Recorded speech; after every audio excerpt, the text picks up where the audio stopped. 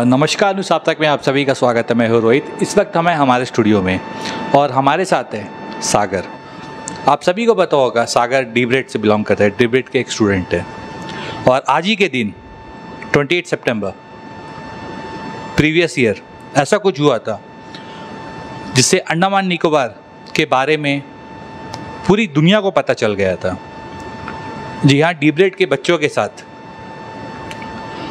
आज ही के दिन रात को जब हमेशा की तरह ये लोग प्रोटेस्ट कर रहे थे, तब रात को जो है बच्चे वहाँ पर काफ़ी एग्रेसिव हो गए थे क्योंकि इनका करियर का सवाल था और इनके ऊपर जो है टीयर गैस, वाटर कैनन इनका प्रयोग किया गया, जिसको लेकर ये न्यूज़ जो है नेशनल मीडिया में भी गई और काफ़ी कुछ हुआ। बच्चों के समर्थन में काफ़ी लोग जो है आ गए थे। तो आइए इसी विषय में हम सागर जी से बात करते हैं और इसके बारे में हम जानेंगे। नमस्कार सभी को। जैसे कि आप सबको पता है कि पिछले साल इसी वक्त लगभग जुलाई टू सितंबर तक का हमारा जो स्ट्राइक चला था 3 महीने तक का, इस स्ट्राइक के बाद में हमने हार मान के 28 सितंबर आज ही के दिन था, जो दिन पिछले साल हम बैठ गए थे हार मान के डेयरी फार्म के वहाँ। उसके बाद हमारे ऊपर वाटर कैनन यूज़ किया गया, टीयर गैस यूज़ किया गया। तो उसके बाद में अभी तक का यह अपडेट है कि उसके बाद हमने एक पिल फाइल किया था। मनोज पाल सर जी और सुनील गुप्ता सर के साथ मिलकर हमने एक पिल फाइल किया। वो पिल को नॉर्मल जो केस चल रहा था एडमिनिस्ट्रेशन और पौंडीचेरी के बीच में, वो केस के साथ में मर्ज करके एक साथ में टेकअप कर रहे हैं। और अभी वो केस का ये अपडेट है कि उसके बाद में हमारा एग्ज़ामिनेशन हुआ। जैसे कि हमारा 20 पेपर बचा था, किसी का 10 पेपर बचा था, 2-3 सेमेस्टर से एग्ज़ाम नहीं होते थे, सारा एग्ज़ाम्स एक साथ करवाया गया। उसके बाद में 2 सेमेस्टर का रिजल्ट्स आया। फिर अभी जैसी एग्ज़ाम्स ख़त्म हुए, अभी रिसेंटली रिजल्ट्स नहीं आ रहा था, तो डी-ब्रेड ने एक कैन फाइल किया कि रिजल्ट्स पब्लिश करो। और पौंडीचेरी ने ये माना भी है कि अगर एग्ज़ाम्स करवाया है तो रिजल्ट्स तो पब्लिश करेंगे। लेकिन एट लास्ट अभी लास्ट ऑर्डर में यही बताया गया है कि रिजल्ट्स पब्लिश होगा, प्रोविजनल सर्टिफिकेट भी मिलेगा, लेकिन जो फाइनल सर्टिफिकेट होगा वो जो है केस ख़त्म होने के बाद में मिलेगा। तो मैं आज के दिन यही अपडेट देना चाहता हूँ कि आज हमारा 1 साल हो गया है। वो जो 28 सितंबर रात को जो हुआ, उसके बाद में आज के दिन 1 साल हो गया। अभी तक का हमारा जो है प्रॉपर सोल्यूशन नहीं आया है और स्टूडेंट्स अभी भी कहीं ना कहीं ये डर में है कि आगे क्या होगा, इनके फ्यूचर्स के साथ क्या होगा। 4 साल, जैसे कोई 4 साल से डिग्री कर रहा है, जैसे लेटर एंट्री होगी 3 साल दिया है इसमें, तो इसका नतीजा आखिरी में होगा क्या। तो कोर्ट के हिसाब से तो लग रहा है कि आगे जाके प्रोविजनल तो मिलेगा, लेकिन फाइनल जो है सर्टिफिकेट वो जो है हमारा जो केस ख़त्म होने के बाद में ही मिलेगा। अभी तक का ये अपडेट है। स्टूडेंट्स लोग कितने सेटिस्फाइड है पूरा जो भी प्रोसेस चल रहा है और आपको कोर्ट ने जो भी रिलीफ प्रोवाइड करा है, उससे कितना सेटिस्फाइड है सारे स्टूडेंट्स जो प्रोटेस्ट कर रहे हैं? देखिए, स्टूडेंट्स के सेटिस्फैक्शन के ऊपर बात करें तो कोई स्टूडेंट सेटिस्फाइड नहीं है। जैसे कि आपको पता होगा लेटर एंट्री का तो 20-20 पेपर बचा हुआ था जब हमारा एग्ज़ाम होना स्टार्ट हुआ था। 20-20 पेपर बचा हुआ था। 20 पेपर के बाद में फिर एग्ज़ाम्स देना, 20 पेपर एक साथ क्लियर करना, तो आज स्टूडेंट्स के लिए पॉसिबल नहीं होगा। तो उसके बाद में बैकलॉग लगता है, फिर बैकलॉग लगने के बाद में हमें ये भी पता चलना चाहिए, रिजल्ट आएगा तभी तो पता चलेगा कि बैकलॉग क्या है। और स्टूडेंट्स तो बिल्कुल सेटिस्फाइड नहीं है, क्योंकि हर चीज़ के लिए डीग्रेड को कोर्ट के पास जाना पड़ता है, या तो स्टूडेंट्स को कोर्ट के पास जाना पड़ता है हर चीज़ के लिए, चाहे कुछ भी हो, रिजल्ट्स नहीं आ रहा है तो कोर्ट के पास जाओ। क्योंकि जैसे कि आपको पता है कि यहाँ पे एक डीम्ड यूनिवर्सिटी सेटअप होने वाला है। इवन कोर्ट में भी एडमिनिस्ट्रेशन के थ्रू ये बताया गया है कि नेताजी सुभाष चंद्र बोस बोल के एक यूनिवर्सिटी यहाँ पे सेटअप होने वाला है बहुत जल्दी, deemed to be a university. वो पहले जैसा भी बीच में हमारा जो विष्णुपद राय जी है उनके साथ में साजिद का जो आर्ग्यूमेंट हुआ था डीम्ड यूनिवर्सिटी को लेके, 5 साल तक का गवर्नमेंट फंडिंग करेगा, और उसके बाद में जो 5 साल के बाद एक्चुअल में डीम्ड टू बी यूनिवर्सिटी यहाँ पे पहले डीब्रेड में सेटअप होगा, डीब्रेड में सेटअप होकर वो 5 साल तक उसको गवर्नमेंट फंडिंग करेगा। न्यू एजुकेशन पॉलिसी यही बोलता है कि खुद का फंडिंग से खुद के कॉलेज चलाओ, उसी तरह 5 साल तक का फंडिंग करेगा इवन गवर्नमेंट, लेकिन उसके बाद में तो फंडिंग करने वाला है नहीं। और यहाँ का स्टूडेंट्स के लिए बहुत प्रॉब्लम है। जैसे हमारा कॉलेज पौंडीचेरी लास्ट 2 साल से एडमिशन्स तो नहीं चल रहे डिग्री का, कितने अपॉर्चुनिटीज़ मिस करे आइलैंड्स के स्टूडेंट्स। तो प्रॉब्लम तो हर कॉलेज में है। इन लोग पौंडीचेरी एक वेल रिकॉग्नाइज्ड यूनिवर्सिटी है, जो गवर्नमेंट यूनियन टेरिटरीज के लिए स्पेशली बनाया वाला यूनिवर्सिटी है, इसी को चला नहीं पाए तो इनसे क्या भरोसा करे कि आगे डीम्ड यूनिवर्सिटी चला पाएंगे यहाँ पे प्रॉपरली। देखिए, जब ये आपका जो मामला जो है अभी ये कोर्ट में ये चल रहा है, तो इसमें गेस्ट फैकल्टीज को लेकर भी काफ़ी सारे जो है इसमें बात आई है। और इससे पहले जो है आपके डीब्रेड के जो प्रिंसिपल जो है उत्पल शर्मा जी, उसको जो है एडमिनिस्ट्रेशन की तरफ से एक सोकस नोटिस दिया गया था, लेकिन उसका कुछ भी अभी तक जो है ना मीडिया को कुछ ना मीडिया को कुछ पता चला है उसके बारे में, ना आम जनता को कुछ उसका बारे में कुछ है। देखिए, एक्चुअल में हमारा जो प्रिंसिपल जी है उनको सोकस नोटिस दिया गया था, वो पता नहीं क्यों दिया गया था, और प्रॉपरली इनके बारे में प्रॉपर जो है मीडिया में भी नहीं आया था कि एक्चुअल में हुआ क्या था। तो जैसे कि आपने वो 15 पॉइंट्स जो देखा था पौंडीचेरी ने जो दिया था, उसमें एक वेल क्वालिफाइड प्रिंसिपल्स के बारे में भी बात करें। वेल क्वालिफाइड प्रिंसिपल होना चाहिए कॉलेज में, या कोई भी कॉलेज में जैसा मतलब प्रॉपर फुल टाइम प्रिंसिपल है ही नहीं, कोई भी कॉलेजेस में नहीं है। और वो तो कितने साल से चल रहा है हमारा जो कॉलेज जो पौंडीचेरी लगभग 2009-2010 के बाद से डिग्री चल रहा है, वहाँ पे शुरू से उत्पल शर्मा जी ही है जो है हमारा प्रिंसिपल बन के बैठे हुए। तो उनका क्वालिफिकेशन के ऊपर उठा था कि ये वेल क्वालिफाइड प्रिंसिपल चाहिए, और इवन ऑडिट रिपोर्ट में भी वो बात आया था कि कॉलेज में एक वेल क्वालिफाइड प्रिंसिपल नहीं है, क्योंकि वो क्वालिफाइड नहीं है वो पोस्ट के लिए। प्रिंसिपल बनने के लिए कुछ एक्सपीरियंस का ज़रूरत होता है और क्वालिफिकेशन का भी ज़रूरत होता है, वो क्वालिफिकेशन उनके पास में नहीं था। फिर पता नहीं वो सोकस नोटिस का क्या रिप्लाई करे, वो तो अभी तक का मीडिया में मेरे को भी नहीं मिला है कि एक्चुअल में हुआ क्या था उसके बाद में। पौंडीचेरी यूनिवर्सिटी की तरफ से 10 to 15 नॉर्म्स कुछ आए थे, तो अभी तक वो नॉर्म्स तो फुलफिल नहीं किया गया, जिसके कारण आप लोगों को अभी इतनी तकलीफें जो हुई हैं।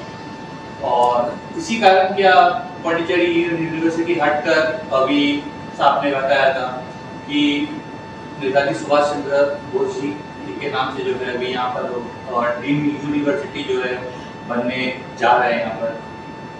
तो एक्चुअल में क्या था कि पौंडीचेरी यूनिवर्सिटी 15 नॉर्म्स देता है, उनका कुछ नॉर्म्स होते हैं, उनको फॉलो करने के बाद में वो एफिलिएशन देते हैं, फॉलो करना होता है एफिलिएशन के लिए। तो नॉर्मली क्या हुआ था कि वहाँ पे 15 नॉर्म्स जो है वो फुलफिल नहीं कर रहा था हमारा कॉलेज। और ऐसे भी कॉलेज में अगर ये पेपर वर्क से अलग हट के देखा जाए तो कॉलेज में इक्विपमेंट जैसे लैब हो गया, असिस्टेंट प्रोफेसर, यहाँ पे असिस्टेंट प्रोफेसर लोग कभी मैंने देखा ही नहीं, मतलब असिस्टेंट प्रोफेसर लोग को देखा, प्रोफेसर लोग को नहीं देखा है। प्रॉपर प्रोफेसर कोई आया नहीं है, जो भी आता है कॉन्ट्रैक्ट बेसिस में आता है और जाता है, 6 महीने के लिए आता है और जाता है। तो यहाँ पे टीचर्स का तो कमी थी पहले से। और लैब्स की बात की जाए तो वो लगभग जब से कॉलेज बनी है उसके बाद से उसको अपडेट ही नहीं किया है, कितने सारे न्यू इक्विपमेंट्स आने चाहिए थे। तो ये सारे बहुत कुछ पॉइंट्स है, जैसा लेक्चरर्स हो गया, कुछ रेशियो होता है कि प्रोफेसर इतना होना चाहिए, गेस्ट असिस्टेंट प्रोफेसर इतना होना चाहिए, लेक्चरर्स इतना होना चाहिए, तो वो चीज़ को फुलफिल नहीं कर रहा था। उसके बाद में कोर्ट ने एक ऑर्डर दिया था कि फटाफट आप इसके ऊपर में काम करें और हमें एक रिपोर्ट सबमिट करें।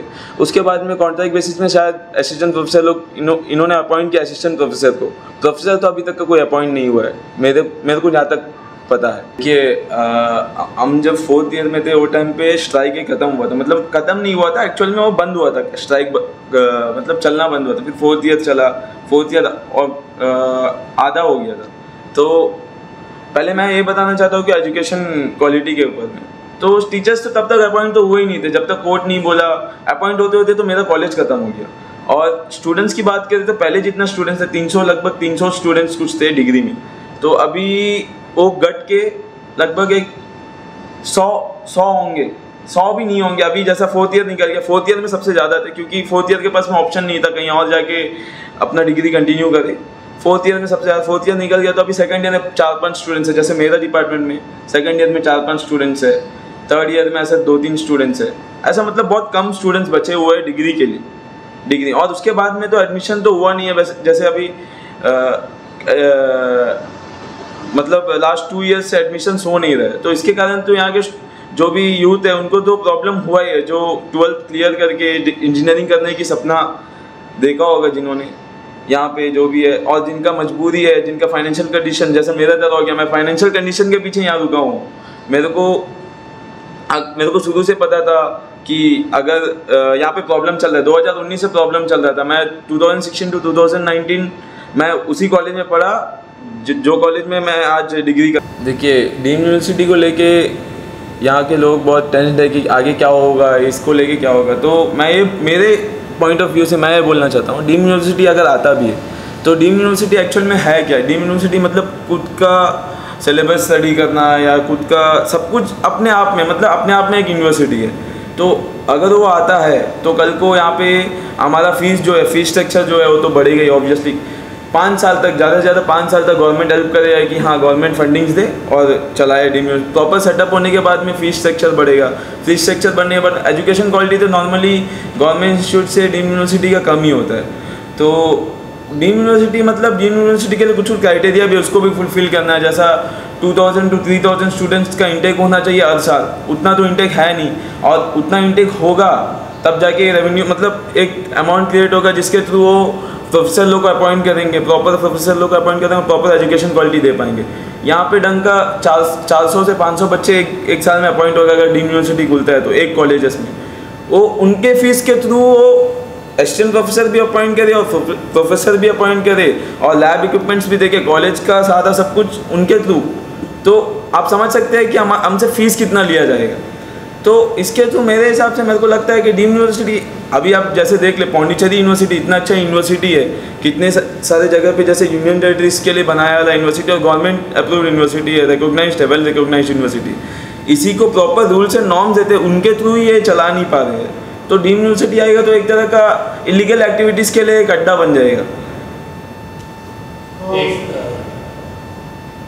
एक आखिरी सवाल, जैसा आपने हमारे प्रीवियस न्यूज़ में भी देखा होगा, हमारे जो पूर्व सांसद जो है विष्णुपत राय जी, उन्होंने डीम्ड यूनिवर्सिटी को लेकर ये कहा था कि सेंट्रल गवर्नमेंट की तरफ से जो है डीम्ड यूनिवर्सिटी को फंडिंग दिया जाए, और आपने भी ये न्यूज़ देखा होगा और हमारे व्यूअर्स ने भी ये न्यूज़ को देखा होगा। और इसको लेकर NSY के जो अध्यक्ष जो है साजिद, उनके बीच में न्यूज़ को लेकर ही जो है कुछ कमेंट्स हुई थी। देन दोनों अपना पक्ष रख रहे थे। तो अब आप इसमें आप बताइए कि कहाँ तक ये बात सच है? देखिए, डीम्ड यूनिवर्सिटी को लेके विष्णुपत राय जी ने भी बोला कि सेंट्रल गवर्नमेंट फंडिंग करेंगे, लेकिन कितने साल तक फंडिंग करेंगे? ऐसा तो नहीं है कि हमेशा फंडिंग करेंगे, ऐसा कहीं हो ही नहीं सकता है कि हमेशा फंड। और उसके बाद में एक लेटर भी वायरल हुआ था जिसमें क्लियरली लिखा गया है कि 5 साल से ज़्यादा उनको फंडिंग्स नहीं करेंगे, 5 साल तक का गवर्नमेंट फंडिंग करेंगे। अगर हो सकता है चलो 10 साल तक फंडिंग करें, 10 साल बाद क्या करेंगे यहाँ। Any how new education policy हमेशा से यही बोलता है, NEP 2020 यही बोलता है कि खुद के फंडिंग से खुद के कॉलेज चलाओ। तो उसके हिसाब से यहाँ के खुद के फंडिंग, मतलब फंडिंग्स कहाँ से आएगा जब तक का गवर्नमेंट फंड नहीं करेगा? तो स्टूडेंट्स से फंडिंग्स लेंगे, स्टूडेंट्स मतलब स्टूडेंट का फीस स्ट्रक्चर बढ़ेगा। तो ऑब्वियसली वो कहीं ना कहीं गलत चीज़ है कि डीम्ड यूनिवर्सिटी कल को हमारे आइलैंड्स में आता है। हमारा यहाँ रिमोट आइलैंड्स है और यहाँ पे पॉपुलेशन भी कमती है, तो इस हिसाब से फीस स्ट्रक्चर ज़्यादा ही होगा और स्टूडेंट्स को कहीं ना कहीं इसका डिसएडवांटेज है ही हर जगह से डीम्ड यूनिवर्सिटी का।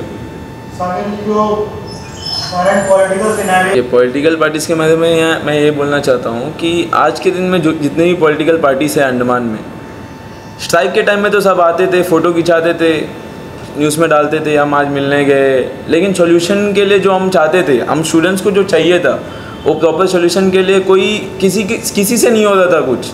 इवन हमारे जो एमपी साहब थे कुलदीप राय शर्मा जी से मैंने मिल के बात किया। कुलदीप राय शर्मा जी ने बोला कि मैं सांसद में मैं बात करूंगा, मैं बात करके आपको बताऊंगा, इसको सॉल्व करने की कोशिश करेंगे।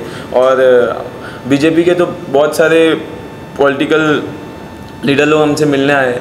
मैं एट लास्ट इनके ऊपर में मेरा यही व्यू है कि देखिए सब जानते हैं आज के दिन में हमारा आइलैंड्स का कंडीशन क्या है, इलेक्ट्रिसिटी नहीं है, रोड नहीं है, हमारा स्टूडेंट्स का कौन सा कॉलेज में प्रॉब्लम नहीं है बताइए, हर कॉलेजेस में प्रॉब्लम है।